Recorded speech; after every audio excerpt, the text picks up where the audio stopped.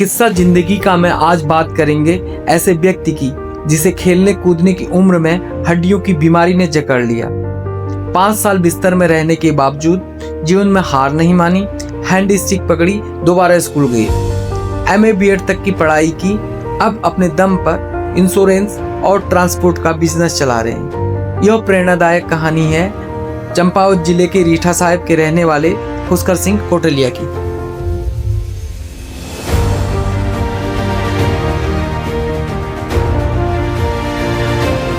जो आपके साथ ये शारीरिक दिक्कत आई, ये कब से आई, या आपका बाय बर्थ ही ऐसा था कि आपको आपके साथ? 2006 से मैं जब हाई स्कूल पढ़ता था, ऑटोमेटिक चलते चलते पैरों में कमजोरी आने लगी, ऐसी पैर कपड़ा दर्द करने लगा। धीरे धीरे बढ़ते रहे।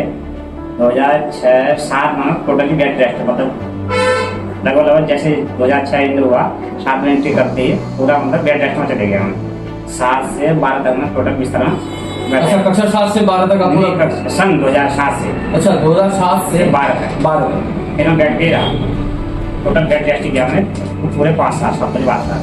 उसके बाद जब थोड़ा ठीक हुआ, चलने लगा, 2 डंडों के सहारे में चलता हूँ, तो फिर मैंने धीरे चलना शुरू किया। 2012-13 में फिर मैंने हाई स्कूल में पढ़ाई शुरू की, क्योंकि 2007 में हाई स्कूल खत्म हो गया था, बीमार हो गया, टूट गया। अच्छा, मतलब हाई स्कूल में जब थे तो आपने बीमारी के लिए छोड़ दिया?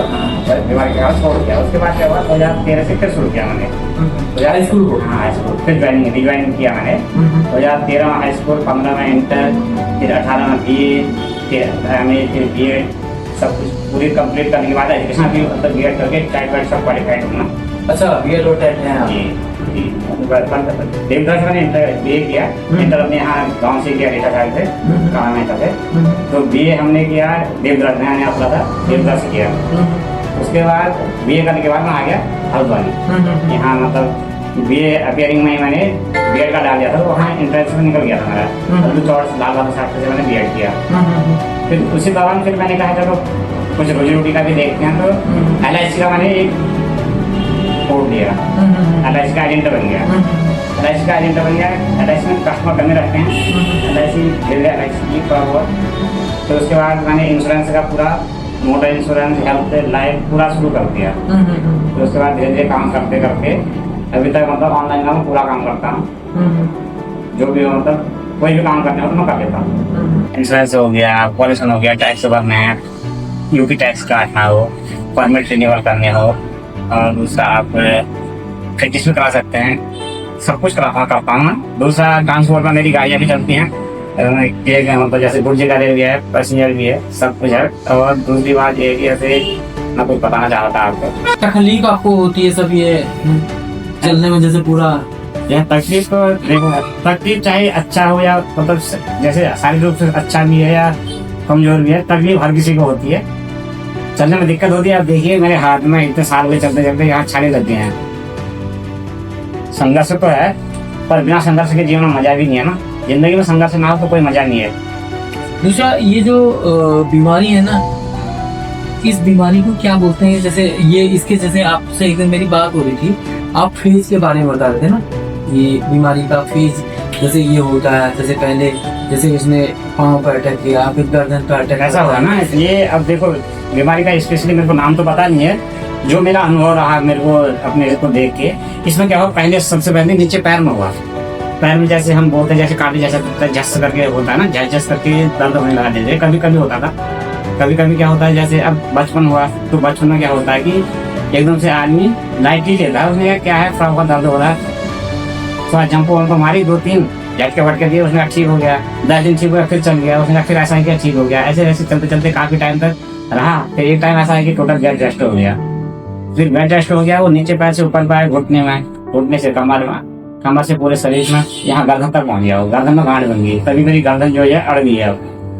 अगर मेरा ये मानना है कि जैसे अगर वो गर्दन से ऊपर 7 तक चले जाता तो हो सकता था कि अब तक मेरी मृत्यु भी हो जाती, मगर 7 तक गया। जैसे गर्दन से नीचे को उतर गया, वो नीचे को उतरा तो धीरे धीरे धीरे धीरे इम्प्रूवमेंट होने लगा, तो मैं सुधार होने लगा। फिर वो उठ गया मैं बेड से, धीरे धीरे चलने लगा। किसी पार्ट को, जैसे आपके हाथ को वैसे देखा जाए तो ब्रेन को छोड़ के टोटली डैमेज कर रखा उसने। अच्छा, क्योंकि इधर से नीचे को उसने पूरा, इधर से ऊपर नहीं गया ना, गर्दन से नीचे को पत्ता लगा देखिए हाथ में, जबकि सबसे अच्छे हाथ थे मतलब हमारे भाई बहन।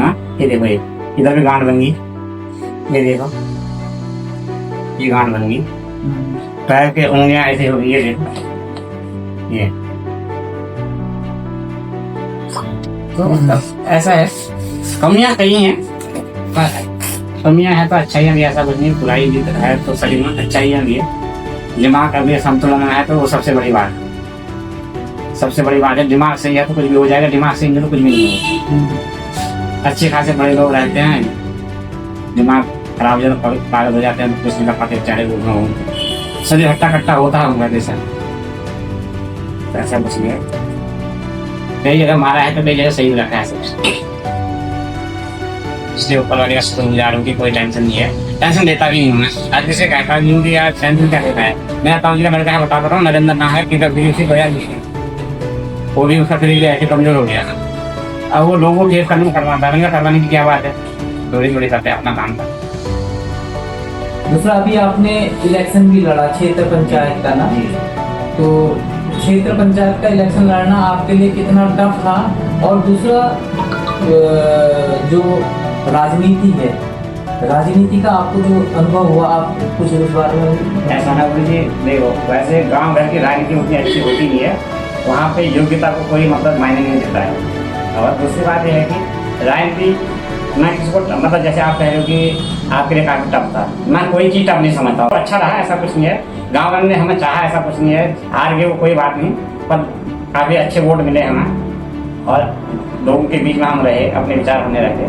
हो सकता है किसी को अच्छा नहीं लगा होगा विचार, क्या पता अगली पंचवर्ष में अच्छा लग जाए, फिर अगली पंचवर्ष में मौका मिल जाए, ऐसा कुछ नहीं है। पर सही रहा, 1 महीना घर रह के आए, इसी बहाने लोगों से मिले, घर रहे, मम्मी पापा के साथ रहे, भाई बहन के साथ रहे, क्योंकि नहीं तो मौका वैसे मिलता नहीं है। ज़्यादातर मैं हल्द्वानी रहता हूँ, काम मेरा हल्द्वानी से है तो हल्द्वानी रहता हूँ।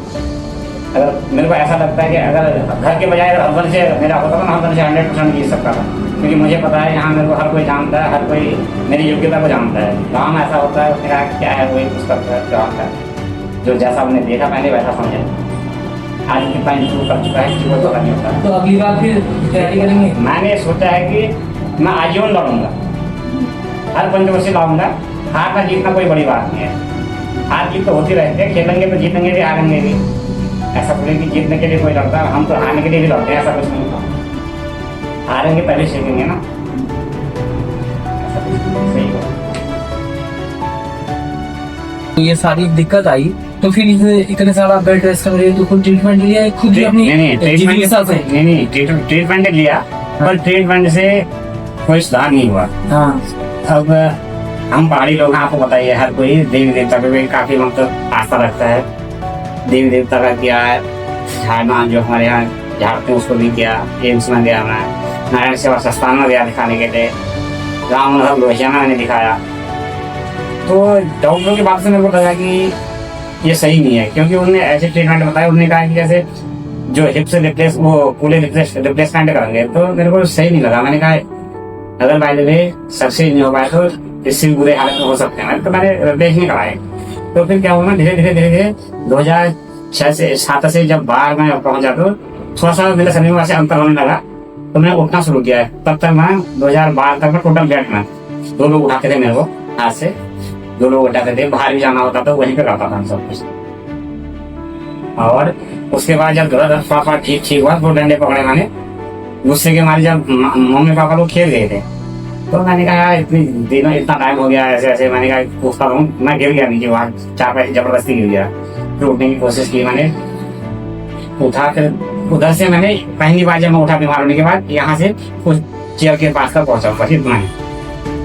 तब से मैंने सोचा कि भाई कुछ हो सकता है। फिर मैं हर दिन उठने लगा, अंदर 4 कदम करने लगा। फिर उसके बाद थोड़ा बाहर जो बरामदा बनता है उस पर चला धीरे धीरे, फिर ऊपर नीचे थोड़ा करके 2012 से अभी तक मैं डंडों के सहारे चल रहा हूँ।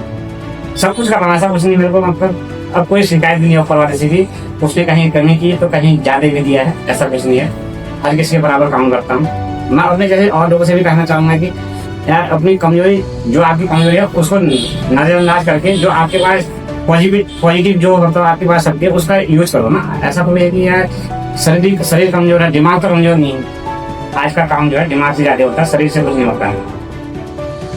दिमाग से काम करो। क्या है, कई काम है ऐसे कई काम है कि आदमी कर सकता है। गैटी फावड़ा चलाना तो आज के जमाने में है, पुराना जमाना था जो गैटी फावड़ा चलाते थे, अभी ऐसा कुछ नहीं है, कुछ भी कर सकते।